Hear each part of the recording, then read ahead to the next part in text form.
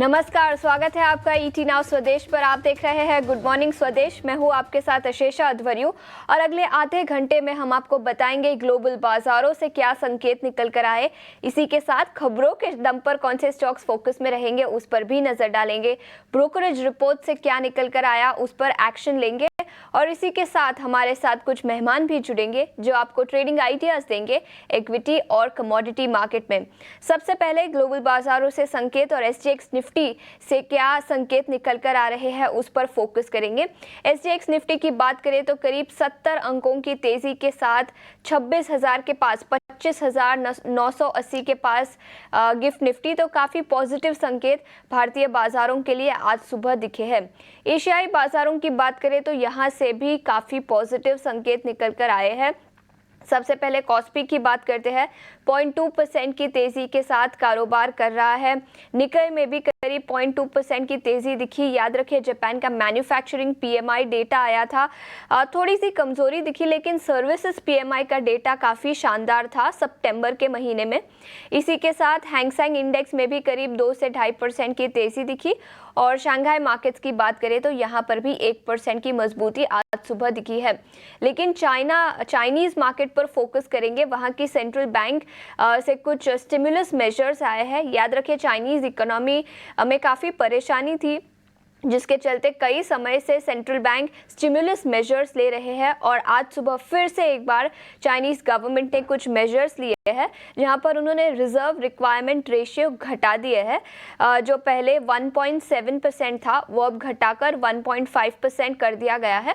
तो Chinese economy को boost करने के लिए ये मेजर चाइनीज गवर्नमेंट ने लिया है, जिसका इम्पैक्ट भारतीय बाजारों में मेटल शेयरों पर दिखाई दे सकता है, बिकॉज चाइना सबसे बड़ा कंज्यूमर है मोस्ट कमोडिटीज का। तो चाइना से काफी इंपॉर्टेंट डेटा आया है आज सुबह, जिसके चलते भारतीय बाजारों के मेटल स्टॉक्स पर भी इम्पैक्ट दिखेगा। इसके अलावा अमेरिकी बाजारों की बात करें तो यहाँ पर भी तेजी थी। डाउ जोन्स में करीब 0.2% की तेजी दिखी, नैस्डैक 0.1% और S&P 500 में भी 0.3% की बढ़त। तो कल अमेरिकी बाजारों से संकेत तो काफी पॉजिटिव थे। सेक्टोरल इंडिसेस की बात करें तो एनर्जी स्टॉक्स में काफी एक्शन दिखा, लेकिन हेल्थ केयर स्टॉक्स में थोड़ी सी गिरावट कल अमेरिकी बाजारों में दिखी। इंटेल में करीब 3% की तेजी दिखी। यूएस स्टॉक फ्यूचर्स की आज सुबह बात करें तो थोड़ी सी कमजोरी दिखी है। याद रखिए अमेरिकी बाजारों के कई सारे इंपॉर्टेंट क्यूज है इस हफ्ते।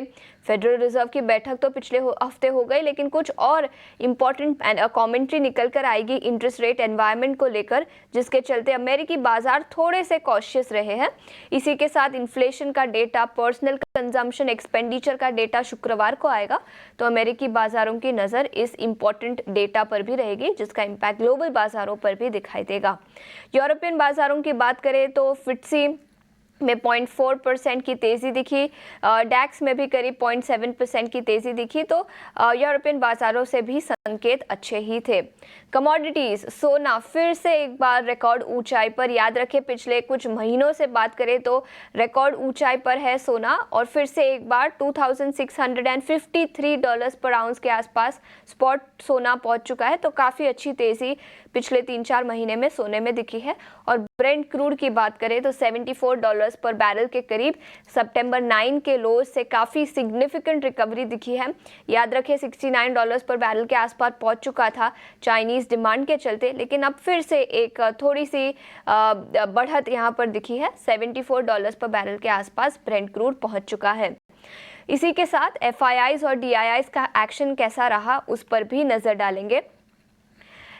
FIIs ने 404 करोड़ की खरीदारी कल भारतीय बाजारों में की। इसी के साथ DIIs ने करीब 1022 करोड़ की खरीदारी कल के ट्रेडिंग सेशन में दिखी। तो FIIs और DIIs के आंकड़े 23 सितंबर के स्क्रीन्स पर।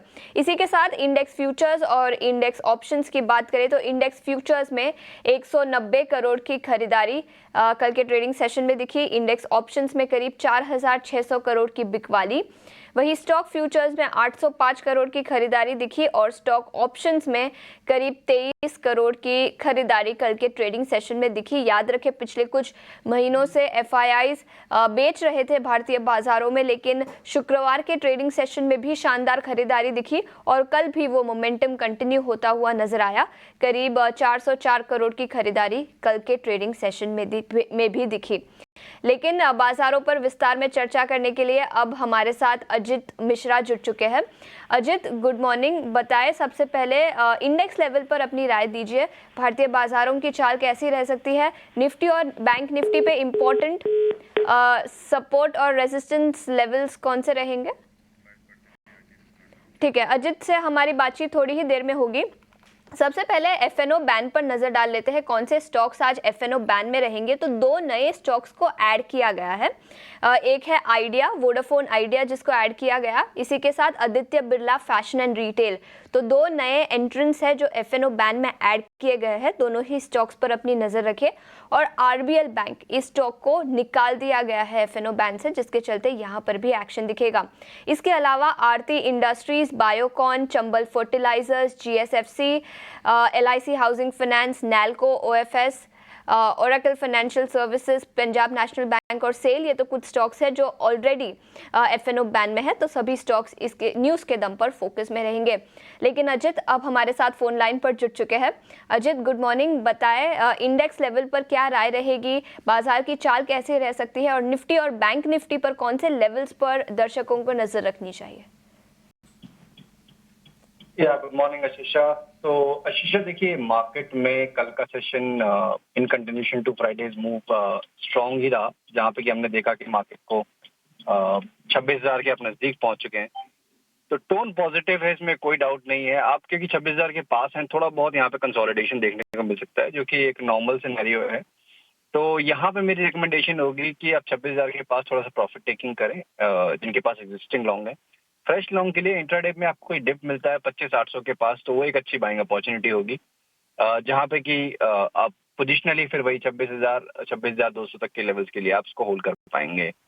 बैंकिंग में जिस तरीके से हम देख रहे हैं कि प्राइवेट बैंकिंग मेजर्स में बॉयंसी, कल केवल आईसीआईसीआई थोड़ा प्रॉफिट टेकिंग जरूर देखने को मिली, but otherwise overall banking pack अभी भी लग रहा है कि यहाँ से भी और अप मूव देखने को, कंटिन्यूशन देखने को मिलेगा। तो 54,500 तक के लेवल्स नियर टर्म में हमको दिख रहे हैं कि वहां पे जाके एक पहला पॉज हो सकता है, और उसके बाद करीब 55,000 तक के लेवल्स भी अटेम्प्ट हो सकते हैं। तो यहाँ पे भी रिकमेंडेशन होगी करीब 53,600 से लेकर 53,300 का जो जोन है, वहां पे आप लॉन्ग के लिए ही देखें। और पोजिशनल लॉन्ग्स बेसिकली ज्यादा रिवॉर्डिंग होंगे in comparison to any intraday move. तो ये तो राय हुई इंडेक्स पर, लेकिन दो और सेक्टोरल इंडेक्सेस पर मैं आपकी राय लेना चाहूंगी। एक है निफ्टी आईटी इंडेक्स, अकेला सेक्टोरल इंडेक्स था जो कल लाल निशान में बंद होता हुआ नजर आया। और इसके साथ पीएसयू इंडेक्स पर भी अपनी नजर डाल ले, जहां पर काफी अच्छा एक्शन दिखा कल के ट्रेडिंग सेशन में। दोनों ही इंडेक्सेस पर आपकी क्या राय रहेगी? बिल्कुल आशीषा, देखिए आईटी थोड़ा सा बैकफुट पे इसके लिए है, बिकॉज डॉलर में वीकनेस की वजह से वहां पे हम थोड़ा सा प्रॉफिट टेकिंग देख रहे हैं। बट मुझे कोई ऐसा मेजर रीजन नहीं लग रहा है करेक्शन का। तो हो सकता है शायद कि 2-3% का करीब डिक्लाइन और देखने को मिले इंडेक्स में, वहां भी आके स्टेबिलिटी आनी चाहिए। तो एज अ ट्रेडर अगर आप आईटी को पार्टिसिपेट करने के लिए सोच रहे हैं, तो मेरे हिसाब से बाय ऑन डिप्स ज्यादा बेटर स्ट्रेटजी है in comparison to sell on rise. यहाँ पे भी मेरी रिकमेंडेशन ये होगी कि आईटी मेजर खासतौर से इन्फोसिस, टीसीएस, एचसीएल टेक, ये 3 बड़े नामों में आप buy on dips definitely attempt कर सकते हैं। और एक्यूमुलेशन के बारे में सोचिए इंस्टेड ऑफ लाइक एक एग्रेसिव लॉन्ग्स यहाँ पे लेने के लिए। पीएसयूज की बात करें शीशम, वहां मेरा थोड़ा सा अभी भी कॉशियस व्यू है, बिकॉज कल का सेशन डेफिनेटली एक रिकवरी वाला सेशन रहा, बट ये एक नॉर्मल रिकवरी है। एक सेलिंग पेस के बाद हम जो देखते हैं एक बाउंस देखते हैं, तो यहाँ सस्टेनेबिलिटी चाहिए अपने को कि ये सस्टेन करते हैं, तब जाके आप कह सकते हैं कि यस एक डिसाइसिव मूव या फिर एक रिकवरी वाला सिनेरियो बन रहा है। तो अभी के लिए पीएसयूज में तो अभी भी कॉशियस स्टांस ही रहेगा। जो एग्जिस्टिंग पोजीशंस फंसी हुई है, यूटिलाइज करिए इस रिबाउंड को एग्जिट करने के लिए। बिल्कुल, तो ये राय है आईटी इंडेक्स और पीएसयू इंडेक्स पर, जहां पर कल एक्शन दिखा। लेकिन इसके अलावा अजित, स्टॉक स्पेसिफिक आइडियाज कौन से रहेंगे? बिल्कुल, तो देखिए दोनों ही रिकमेंडेशंस बाय साइड पे होंगी। पहला नाम from the life insurance basket, ICICI Pru, जहां पे नए हाई देखने को मिले हैं, एक कंसोलिडेशन रेंज ब्रेकआउट है। स्टॉक में वॉल्यूम्स काफी स्ट्रांग हैं, तो सारी इंडिकेशंस ये हैं कि ये मोमेंटम जो हम देख रहे हैं स्टॉक में वो कंटिन्यू रहेगा। 825 तक के लेवल्स एंटिसिपेटेड हैं। यहाँ पे आप 772 तक के स्टॉप लॉस के साथ लॉन्ग कर सकते हैं। दूसरा नाम from the energy space Tata power का, यहाँ पे भी हम काफी लंबे टाइम से कंसोलिडेशन देख रहे हैं और अब इंडिकेशन ये है कि कंसोलिडेशन जल्दी ही एंड होना चाहिए। 475 तक के टारगेट्स के लिए 445 के स्टॉप लॉस के साथ इसको भी आप लॉन्ग कर सकते हैं। तो पावर सेक्टर से टाटा पावर पर खरीदारी की राय, 475 रुपीस प्रति शेयर का लक्ष्य।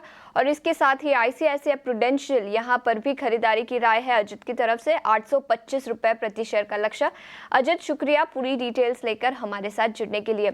आगे बढ़ते हैं और अब खबरों वाले शेयर्स पर फोकस करते हैं और इस हमारे साथ शरद स्टूडियो में जुड़ चुके हैं। शरद, गुड मॉर्निंग, बताएं कौन से स्टॉक्स पर नजर रखें। Good morning आशीषा। स्टॉक्स जो है ज़्यादा न्यूज़ फ्लो तो नहीं है, पर सेक्टोरल न्यूज़ फ्लो ज़्यादा है इस बार। बिल्कुल। तो सबसे पहले ऑफकोर्स हम पीएनबी के बारे में बात करेंगे आशीषा। यहाँ पे देखें तो लगभग 5000 करोड़ का क्यूआईपी लॉन्च कर दिया गया है, बड़ा क्यूआईपी साइज है। इंडिकेटिव प्राइस की बात करें तो ऑलमोस्ट 104 रुपीज़ प्रति शेयर पे है, यानी कि 7% डिस्काउंट पे। एमएनएम पे भी न्यूज़ फ्लो आया है, एक टाइप से क्लैरिफिकेशन आया है। एक न्यूज़ आ रही थी कि वो जो है बाय आउट कर सकते हैं स्कोडा ऑटो की जो इंडिया बिजनेस है, या कुछ स्टेक ले सकते हैं। तो उसकी क्लैरिफिकेशन आई है कि कंपनी और जो वॉल्क्सवैगन ग्रुप है, इन दोनों में बातचीत चल रही है और मल्टीपल अपॉर्चुनिटीज़ वो देख रहे हैं ताकि आगे जाते हुए कोलैबोरेशन जो है वो कर पाएँ। फर्स्ट सोर्स सॉल्यूशंस, इस पे भी फोकस रखेंगे। यहाँ पे कंपनी ने एसेंसिस को अक्वायर किया है 470 करोड़ रुपए में। ईवी सेल्स जो है almost 0.7 times calendar year 23 basis पे है। एनालिस्ट का मानना है कि थोड़ी मार्जिनली डाइल्यूटिव डील है और ये जो कंपनी है कस्टमर एक्सपीरियंस आउटसोर्सिंग पार्टनर है यूके के मार्केट को लेके। एनटीपीसी भी फोकस में रहेगा। यहाँ पे जो है सोर्सेज ईटी नाउ स्वदेश को बता रहे हैं कि जो एनटीपीसी ग्रीन का आईपीओ है वो दिवाली के एक हफ्ते बाद से शुरू हो सकता है और अब जो है जल्द ही रोड शो शुरू हो सकते हैं अगले हफ्ते से, और ऑफकोर्स ग्लोबल और डोमेस्टिक रोड शोज दोनों ही हो सकते हैं। तो ऑफकोर्स एनटीपीसी पे आज जो है मोमेंटम देखने मिल सकता है। अगर मैं एनटीपीसी की बात करूँ तो पावर स्टॉक्स भी आज फोकस में रहेंगे।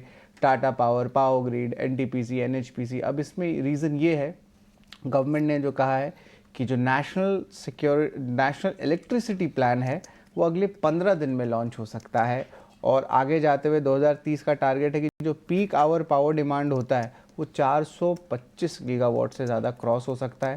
हाइड्रो सेगमेंट के लिए भी जो है कुछ फंड्स एलोकेट किए गए हैं। तो ऑफकोर्स आज जो है आपके पावर रिलेटेड स्टॉक्स में भी जो है मोमेंटम देखने मिल सकता है। और दो और सेगमेंट्स है जो ऑफकोर्स आशीषा ही ट्रैक करती हैं, वो है सीमेंट पैक। यहाँ पे all India average cement prices जो है ओवरऑल ₹8 प्रति बैग या 2.6% मंथ ऑन मंथ बेसिस पे बढ़ गए हैं। अब कंपनीज जो हैं थोड़ी सी प्राइसेस बढ़ा रहे हैं अक्रॉस ऑल रीजन्स सिवाय सदर्न इंडिया के। तो यहाँ पे ऑफकोर्स सीमेंट स्टॉक्स में मोमेंटम देखने मिल सकते हैं। आखिरी स्टॉक में या ग्रुप ऑफ स्टॉक्स कहूँगा वो है मेटल स्पेस का। एंड ऑफकोर्स चाइना में जो है बैंकिंग स्पेस में देखा गया है कि बहुत सारे जो है इकोनॉमी रिकवरी करने के लिए अनाउंसमेंट्स आ रहे हैं, बैंक रेट कट्स हो रहे हैं और हैंगसेंग भी 2% बढ़ा है। तो आज मेटल स्टॉक्स में भी आज तेजी देखने मिल सकती है आशीषा। बिल्कुल, तो मेटल स्टॉक्स पर फोकस रहेगा। चाइना ने इकोनॉमिक मेजर्स लिए हैं, इसी के साथ कई सारे और स्टॉक्स और सेक्टर्स पर भी फोकस रहेगी। अल्ट्राटेक सीमेंट जहां पर प्राइसेस बढ़ाए हैं, और अल्ट्राटेक सीमेंट ही नहीं पूरा सीमेंट सेक्टर आज के ट्रेडिंग सेशन में फोकस में रहेगा। बहुत बहुत शुक्रिया पूरी डिटेल्स लेकर हमारे साथ जुड़ने के लिए। अंकों की तेजी आज सुबह दिखी है। आगे बढ़ते हैं और ब्रोकरेज रिपोर्ट से क्या निकल कर आया है उस पर फोकस करेंगे। गौरव मेरे सहयोगी अब हमारे साथ जुड़ चुके हैं। गौरव, गुड मॉर्निंग, बताएं कौन से स्टॉक्स ब्रोकरेज रिपोर्ट्स के दम पर फोकस में रहेंगे। जी हाँ, तो शुरुआत करते हैं ओएनजीसी के साथ, क्योंकि मॉर्गन स्टैनली ने यहाँ पे ओवरवेट रेटिंग बरकरार रखते हुए टारगेट प्राइस जो है वो 430 रुपीज़ का दिया है। उनका मानना यह है कि कहीं पे रिजर्व एक्रीशन हमें देखने को मिल सकता है अजरबैजान रीजन में। इसी के साथ साथ कंपनी के कंसोर्शियम प्लान्स है जिसके चलते हुए वो non associated gross natural gas reserve जो है वो कहीं पर मोनेटाइज कर सकते हैं। अगर हम बात करें इंटरनेशनल ऑपरेशंस की तो वहाँ से एक थोड़ा ड्रैग आ रहा था इस कंपनी को, बट आगे जाके ये जो ट्रेंड है वो इंप्रूव होने के काफ़ी ज़्यादा चांसेस है, ऐसे कहना है मॉर्गन स्टैनली का। अगली बात करते हैं पेटीएम की, क्योंकि एमके ने यहाँ पे अपग्रेड किया है उसका रेटिंग ऐड पे और टारगेट प्राइस जो है वो भी बढ़ा के 750 रुपीज़ का दिया है। उनका मानना है कि कहीं पे रेगुलेटरी जो प्रॉब्लम्स आ रहे थे वो कहीं पे ईज होते जा रहे हैं। आगे जाके ओपेक्स जो है वो काफ़ी अच्छे से कंपनी हैंडल कर पाएगी। अगर हम बात करें लोन डिसबर्समेंट्स की तो मैनेजमेंट मैनेजमेंट का कहना है कि कहीं पे ये भी कहीं पे ग्रो होने की काफ़ी ज़्यादा चांसेस है। ब्रोकिंग एंड इंश्योरेंस सेगमेंट में काफ़ी अच्छा ग्रोथ उनको ऑलरेडी देखने को मिल रहा है और यहाँ पे एक प्रॉफिटेबिलिटी भी ऑलरेडी हम उन्हें देखने को मिल रही है। अगर हम बात करें रिसेंटली जो सेल किया था उन्होंने नॉन कोर बिजनेस का, इसकी वजह से केपेक्स में एक अच्छा बूस्ट आ सकता है और आगे जाके उनका मानना ये है कि कहीं पे पेटीएम जो है वो ऑपरेटिंग एबिटा पॉजिटिव बन सकता है Q4 FY25 तक और इसीलिए एक बुलिश व्यू उनके तरफ से आ रहा है पेटीएम पे। और आखिर में बात करते हैं GMR पावर की, क्योंकि एमके ने ही यहाँ पे इनिशिएट किया है बाय रेटिंग के साथ और टारगेट प्राइस दिया है 180 रुपीज़ का। उनका मानना है कि कहीं पे अर्निंग विजिबिलिटी जो है वो काफ़ी स्ट्रॉन्ग है कंपनी के लिए। आगे जाके कंपनी जो है वो एसेट लाइट मॉडल की तरफ बढ़ते हुए हमें देखने को मिलेगी और मैनेजमेंट का फोकस जो है वो डीलेवरेजिंग पे काफ़ी ज़्यादा है, जो कि फिर से कंपनी को बेनिफिट कर सकता है। अगर हम बात करें वैल्यूएशन की तो वहाँ पे एमके का मानना है कि कहीं पे अट्रैक्टिव वैल्यूएशन पे है कंपनी और इसी के चलते एक बुलिश व्यू यहाँ पे GMR पावर पे उनकी तरफ से देखने को मिल रहा है। तो ब्रोकरेज इसके चलते हुए इन सब कंपनीज पे नज़र रखना काफ़ी ज़रूरी रहेगा। बिल्कुल, GMR पावर पर एमके की रिपोर्ट, जहां उन्होंने खरीदारी की राय के साथ इनिशिएट किया है कवरेज 180 रुपये प्रति शेयर का लक्ष्य। इसी के साथ पेटीएम पर भी अपग्रेड आया है एमके से और ONGC जहां पर मॉर्गन स्टैनली की रिपोर्ट आई है, तो कई सारे स्टॉक्स जो ब्रोकरेज रिपोर्ट्स के दम पर आज फोकस में रहेंगे। आगे बढ़ते हैं, अब कमोडिटी मार्केट पर नज़र डालते हैं और कमोडिटी मार्केट पर रणनीति बताने के लिए आज हमारे साथ SMC ग्लोबल सिक्योरिटीज़ की वंदना भारती जुड़ चुकी है। वंदना, गुड मॉर्निंग। बताएं, काफ़ी कुछ हो रहा है कमोडिटी मार्केट में। सबसे पहले सोना और चांदी पर राय लेंगे। फिर से एक बार रिकॉर्ड ऊंचाई पर सोना $2650 पर आउंस के आसपास, सोने चांदी पर क्या राय होनी चाहिए? जी, गुड मॉर्निंग। अभी लगातार हम लोगों ने एक अपसाइड मूव आता हुआ देखा और ऑब्जर्व मेजर रिएक्शन है, क्योंकि उन्होंने कहा कि 50 बेसिस पॉइंट अभी भी अक्टूबर और दिसंबर की मीटिंग में हो सकता है, तो इससे गोल्ड के बाजार को काफी ज्यादा फायदा मिल रहा है। इनफैक्ट यहाँ पे गोल्ड इम्पोर्ट भी काफी स्ट्रांग हुआ है, तो मेरे ख्याल से आज अगर इलेक्ट्रॉनिक ट्रेडिंग सेशन देखे तो वहाँ पे सोने में थोड़ी सी यहाँ पे गिरावट के साथ ट्रेड हो रहा है और इनिशियली हम देख सकते हैं कि वेंसेक्स पे सोने में हल्का सा गिरावट रहा है, लेकिन 74,100 एक काफी बढ़िया लेवल रहेगा, अट्रैक्टिव लेवल रहेगा, जहाँ पे सोने में फिर से बाइंग करनी चाहिए। टारगेट होना चाहिए 74,400 का, स्टॉप लॉस लगाना होगा 73,900 का। कल सिल्वर के रैली के बाद हम लोगों ने कूल ऑफ आता हुआ देखा था और आज फिर से लग रहा है कि करेक्शन पे फिर से बाइंग होगी, क्योंकि दोनों ही कमोडिटी इस काउंटर की जो है वो 5 ट्रेंड के साथ अभी ट्रेड कर रही है। तो मेरे ख्याल से 89,400 एक अच्छा लेवल रहेगा जहाँ पे बाइंग करनी चाहिए। प्राइस स्पेंड एक बार 90,000 के करीब जाने की कोशिश करेगा आज के दिन में। स्टॉप लॉस यहाँ पे लगाना होगा करीब 89,050 का। बिल्कुल, तो ये राय है सोना चांदी पर, लेकिन इसी के साथ बेस मेटल्स पर भी अपनी राय दीजिए। कमोडिटीज़ में चाइना से पॉजिटिव न्यूज़ तो आया, जिसके चलते कई सारे इंडस्ट्रियल मेटल्स में ओवरनाइट तेज़ी दिखी है लंदन मेटल एक्सचेंज पर। बेस मेटल्स पर क्या रणनीति बनानी चाहिए? बेस मेटल में मुझे यहाँ पे एल्यूमिनियम स्ट्रॉन्ग लग रहा है, क्योंकि क्रूड में अपसाइड की वजह से वहाँ पे एक एडिशनल मतलब स्ट्रेंथ मिल रही है इस कमोडिटी को। तो यहाँ पे भी मुझे लग रहा है 229.7 या 230 कह ले, वहाँ पे बाइंग करनी चाहिए। पोजिशनल ट्रेड होगा 234 का, स्टॉप लॉस लगाना होगा 228.5 का। और कॉपर रैली को यहाँ पे लीड कर रही है और आने वाले समय में हो सकता है कि 2024 में यहाँ पे हम $10,500 का जो एक मूव है वो आता हुआ देखे यहाँ पे इंटरनेशनल मार्केट में, यानी कि LME में। यहाँ के बाजार की बात करूँ तो कल 806 के करीब यहाँ पे बंद हुई थी ये बाजार, तो 807 के करीब एक बाइंग रिकमेंडेशन रहेगी। 810 का टारगेट होगा। स्टॉप लॉस यहाँ पे लगाना होगा 805.50 रुपये का। तो ये राय है बेस मेटल्स पर। एल्यूमिनियम पर भी अपनी राय दे दी। इसी के साथ ब्रेंट क्रूड और नेचुरल गैस, इस पर भी अपनी रणनीति बताएं।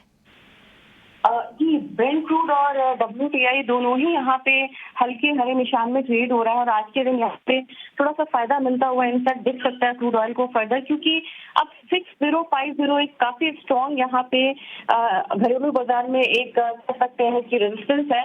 कल के दिन में थोड़ी सी गिरावट के साथ ही कमोडिटी बंद हुई थी, करीब 80 रुपीज का फॉल था। आज के दिन में मुझे लग रहा है कि 59.10 के करीब फिर से बाइंग करनी चाहिए। 59.80 का टारगेट रखना होगा। स्टॉप लॉस लगाना होगा 58.75 के करीब का। और पोजिशनली मुझे लग रहा है कि क्रूड ऑयल एक बार 6050 से लेके 6100 तक की कोशिश करेगा ऊपर की तरफ जाने का। अगर इन्वेंट्री में फॉल आता है तब ये स्ट्रेंथ जो है वो और बढ़ सकता है। लेकिन एक ब्रेकआउट हम लोगों ने देखने को मिला है हम लोगों को यहाँ पे नेचुरल गैस में, काफी दिनों की कंसोलिडेशन के बाद, यानी कि काफी मंथ के कंसोलिडेशन के बाद एक ब्रेकआउट देखने को मिला है। तो यहाँ प्राइस स्ट्रॉन्गर रहेगी as compared to crude oil. 235 के करीब जो नेक्स्ट कॉन्ट्रैक्ट है, अक्टूबर कॉन्ट्रैक्ट वॉल्यूम वहां शिफ्ट हो चुका है। इसमें बाइंग रिकमेंडेशन है, 246 का टारगेट है। स्टॉप लॉस उसके लिए प्लेस करना होगा 231 का। बिल्कुल, तो ये राय है ब्रेंट क्रूड और नेचुरल गैस पर। इसी के साथ इन्होंने नेचुरल गैस के अक्टूबर के MCX के कॉल खरीदने की सलाह दी थी, 246 का टारगेट, और एल्यूमिनियम के अक्टूबर के कॉल्स खरीदने की सलाह 234 का टारगेट। वंदना, बहुत बहुत शुक्रिया पूरी डिटेल्स लेकर हमारे साथ जुड़ने के लिए और कमोडिटी मार्केट पर रणनीति बताने के लिए। इसी के साथ फिर एक बार गिफ्ट निफ्टी पर नजर डाल लेते हैं। ग्लोबल बाजारों से संकेत भी अच्छे हैं और गिफ्ट निफ्टी की बात करें तो करीब 70 अंकों की तेजी के साथ 26,000 के पास गिफ्ट निफ्टी पहुंचता हुआ, तो काफी पॉजिटिव स्टार्ट भारतीय बाजारों के लिए दिखाई दे सकती है। इसी के साथ चाइना से डेटा भी काफी पॉजिटिव आया है, तो मेटल शेयरों में भी आज चमक दिखाई दे सकती है। लेकिन इतना ही समय था हमारे पास इस शो पर। आप कहीं मत जाइए, ब्रेक के बाद हम